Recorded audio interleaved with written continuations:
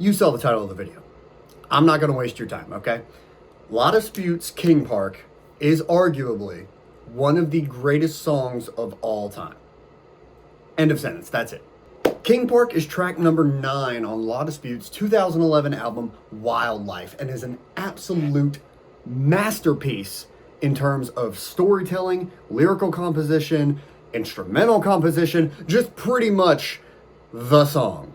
Lyricist and frontman Jordan Dreyer never really wrote legitimate songs before forming the band. And after he did, he never really changed either. He typically wrote a lot of poetry and short fiction stories, which makes a lot of sense when you listen to La Dispute's stuff. Most of their tracks tend to sound like poetry or other kind of narratives that happen to be played alongside music, and it works incredibly well.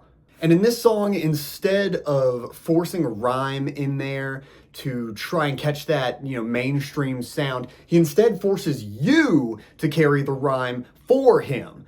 His inflections and the way that he sings in this song and other songs don't necessarily need a rhyme. It's not really supposed to have one. It doesn't make a lot of sense sometimes. You know you're back at the top when the music starts over. There's a lot of songs that people know that feel like they rhyme when you listen to them, but they don't when you look at the lyrics. You got the biggest one that comes to my head, the one that blew my mind as a kid, was Alive by Pearl Jam. It feels like that song is supposed to rhyme. I mean, in the chorus it does. He rhymes alive with alive.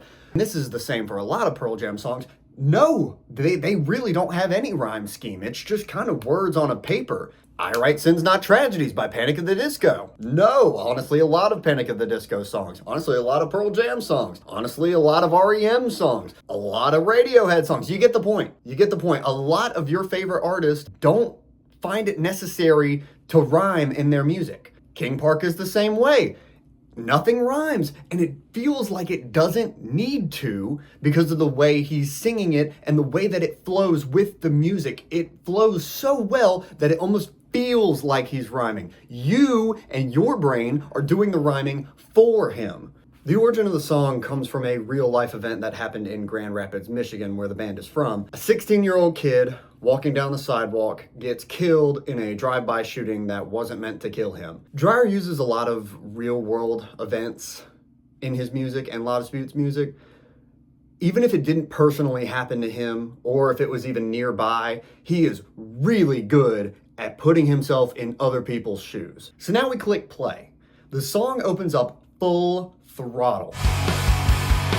Another shooting on the southeast side. This is drive-by midnight outside of the bus stop. Five Fuller and Franklin are near there, not far from the park. About a block from where the other shooting was last month. Or was it last week? Boom, right off the bat, boom, here's all the information you really need to know. Boom, right in your face. Drive-by shooting. We also know that this is a common occurrence in this place. So much so that we don't even remember when the last one happened. Then we have a few beat changes, some weird hits, and introduce some slower riffs and slow the song down to the real meat and potatoes. And I travel backwards through time and space, and I disintegrate, become invisible. I want to see it where I couldn't when it happened. So I can assume that Jordan is either speaking as himself or a nameless, faceless bystander in Michigan anytime he refers to I. Doesn't really matter which one it is, it just depends on how you want to envision what's going on. Either you can see him or you can just see a random guy. Doesn't really matter.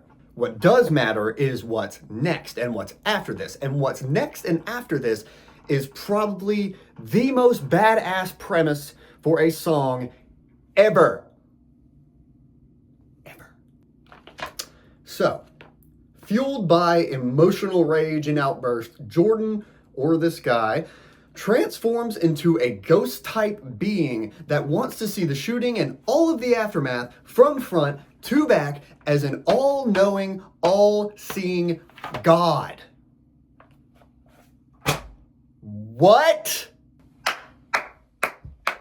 I mean, who comes up with this stuff? So now he takes us back in time to all of the events taking place around the shooting. We've got people running off the sidewalks to flee the bullets, but, flocking back as soon as that SUV skirts away. Nearby residents are flooding out of their houses to try and get a view. Neighbors are forming little pods and groups whispering around trying to figure out who the shooter was and who got hit.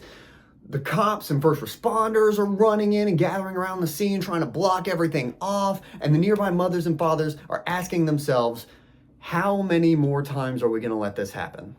We are now taken to the most gritty, the most emotional and downright haunting 45 seconds of music ever written. If this section of music doesn't bring even the smallest semblance of a tear to your eye, you either need to get checked out or you need to stop listening to music, because it's brilliant. Beaufort King Park leaves the crime scene, travels further back till far before the shooting. Through their windows to their living rooms, I see them younger this time, playing games and doing homework. All these marks of youth soon transform coldly into stone for fights and stupid feuds, for ruins wrapped in gold. And cruelly I recall why I have come to find the reason, but there cannot be a reason. Not for death, not like this, not like this. That, in my opinion, but shouldn't really be opinion, is the most vulnerable, the most torrid, the most soul-crushing 45-second span of music I have ever heard in my entire life. Every single person in that studio was being controlled just by their souls at that point. Okay, there was no brain work going on. There was no skeletal system.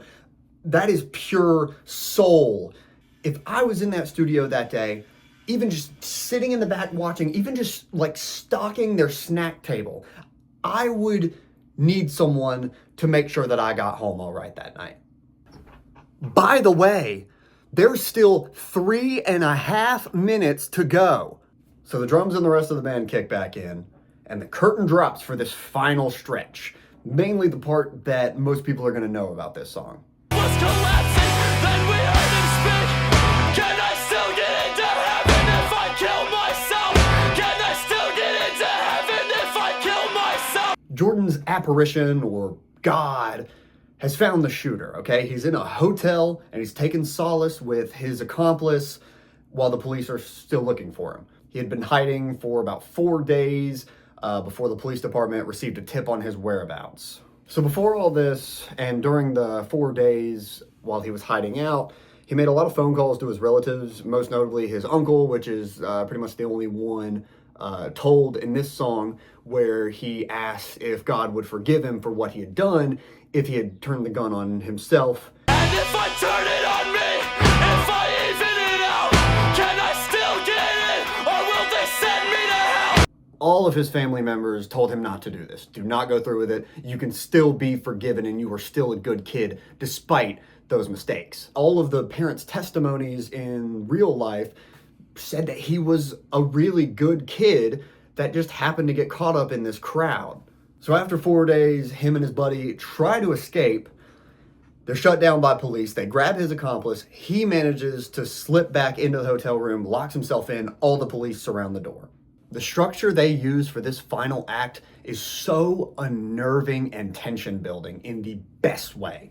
We've got one guitar repeatedly playing 1/8 note over and over again, just one note, occasionally bending it up, so it's da-na-na-na-na-na-na-na-na-na-na-na-na-na. He was safe for a while until somebody saw him there.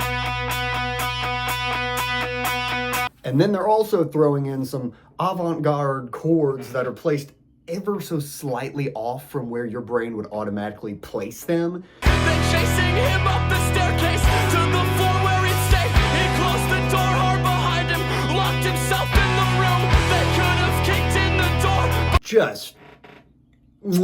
Just genius. So we're building. Police are about to smash the door in when he calls out, Can I still get into heaven if I kill myself? again, we get physical, tangible palpable emotion from Dreyer's voice. We get a quick monologue from the shooter. The police surround the door. They are ready to kick it in, and the song ends. Right at the peak, the song ends. We know what happens.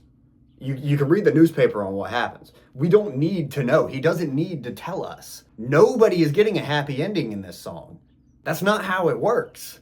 Okay, we're done. Next track. If it wasn't already kind of obvious enough, I'm pretty in love with this song, and I really, really, really like La Dispute's music. I think King Park is a masterclass of storytelling, okay? I will admit, there is pretty much only one downfall with this song and most of La Dispute's music. Okay, his voice.